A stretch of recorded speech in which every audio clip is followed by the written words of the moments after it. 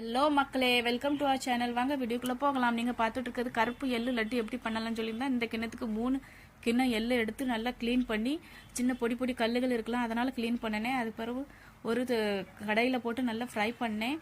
அதுக்கு நடுவில் நான் ஒன்று சொல்லணும்னு ஆசைப்படுறேன். இந்த கருப்பு எள்ளு இந்த கருப்பு எள்ளு லட்டு கண்டிப்பாக நீங்கள் பண்ணி சாப்பிடணும். ஏன்னா குழந்தைகளுக்கு பெரியவங்களுக்கு எல்லாருக்குமே நல்லது.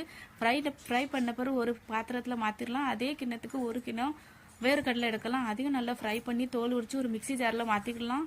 மாற்றிட்டு நல்லாவே அதையும் குறப்பாக அரைச்சி, ரெண்டையும் சேர்த்து குறப்பாக அரைங்க. அரைச்ச பிறகு கொஞ்சமாக ஏலக்காய் பவுடர் போடுங்க. ஏலக்காய் இருந்தால் ஏலக்காய் கூட போடலாம்.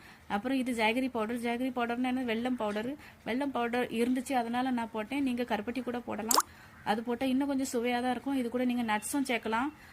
கொல்லங்கட்டை பருப்பு, பாதாம், என்ன வேணுமோ உங்களுக்கு சேர்த்துக்கிடலாம். சேர்த்து அரைங்க. உங்களுக்கு என்னெல்லாம் தேவையில்லை, நெய்யெல்லாம் தேவையில்லை, தன்னாலே லட்டு நல்லா பிடிக்கிறதுக்கு வரும். அதை பிடிச்சி நீங்கள் சாப்பிடுங்க. இந்த லட்டு உங்களுக்கு பிடிச்சிருந்தா லைக் பண்ணுங்கள்.